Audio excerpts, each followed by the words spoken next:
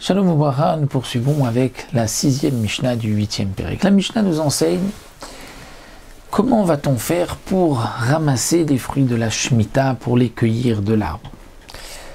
Alors comme nous avons vu déjà, la Torah nous dit qu'il est interdit de couper le raisin de sa vigne pendant la Shemitah.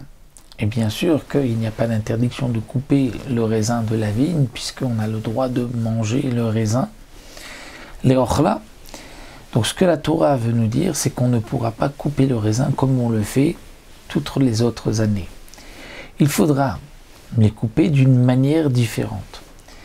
Une manière différente, c'est dans la quantité et dans la manière comment on va couper. Alors ici, le Tana de la Mishnah dit Teinim Sheshvit, des figues de la Shemitah. On ne pourra pas les couper de l'arbre avec mouktsé. Mouktsé, c'est un ustensile en fer qui est, dit le Barthénoura, utilisé uniquement pour couper les vignes, les figues. Aval kotse ota becharava, mais on pourra avec charba, c'est-à-dire un couteau, comme un kherev, comme une épée. Pourquoi? Parce que il y a un chinouille et donc dans ce cas-là, c'est permis. En dochrim anavim bekat. On ne pourra pas non plus, lorsqu'on fait une melacha avec des fruits qui sont donc déjà détachés comme du raisin, on ne pourra pas le presser dans le gat, dans le pressoir, l'endroit où on fait du vin habituellement. Aval dorech ou be'areva. Mais on devra l'écraser dans areva, c'est-à-dire dans un pétrin, là où généralement, dit le Barthénoura, on pétrit une pâte. Parce que de cette manière, il y a un changement dans la melacha. Et les chachamim ont exigé que l'on fasse un changement, même une fois que le fruit a été détaché du sol. Venosim zetim, de même, on ne pourra pas presser des olives, bebad ou bekotev.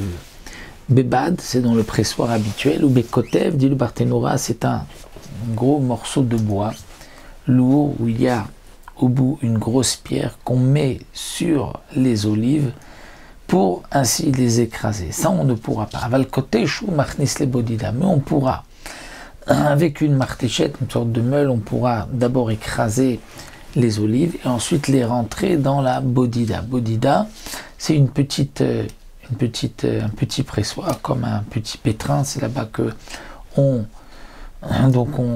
pressait. Ça, c'est permis puisqu'il y a là un chinouille.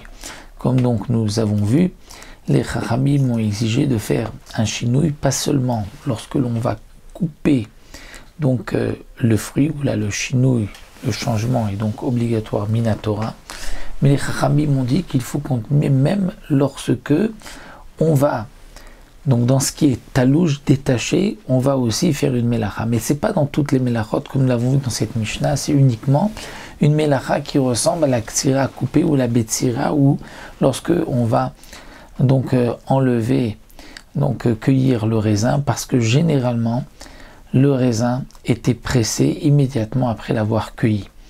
Mais d'autres melachot, par exemple faire cuire des fruits de Shemitah, là les chachamim n'ont pas exigé de faire un chinouille.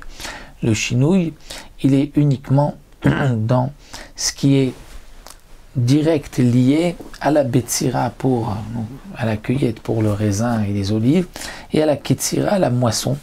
Donc par exemple, si on va écraser la récolte, là il faudra faire, dans la disha, dans la zira, il faudra faire un changement pour le blé. C'est cette takanat chachamim. Pourquoi les chachamim ont exigé de faire un chinouille? Alors les mefarshim nous donnent aussi comme explication pour que l'on se rappelle, qu'on sache que ces fruits sont efker et donc on ne se conduise pas avec comme si on était donc propriétaire, donc petite quantité, comme si on avait pris quelque chose de efker. D'autres mefarshim, d'autres rishonim disent c'est pour que l'on puisse se rappeler qu'il y a kedushat shvit et donc faire attention à la kedushat shvit avec ces fruits-là. Rabbi Shimon Omer, aftochen ou betabat ou machnis le bodida. Rabbi Shimon est un peu plus méquille, il dit qu'on peut même le presser dans le pressoir habituel, donc l'écraser dans le pressoir habituel, et ensuite le faire rentrer dans le bodida, donc cette petit pressoir, petite gâte, pour là-bas les écraser, les presser comme il faut. Pour Tanakama, il faut donc un chinouille même au moment où on va écraser, piler les olives avant même de les presser. Donc voici pour cette 6e Mishnah.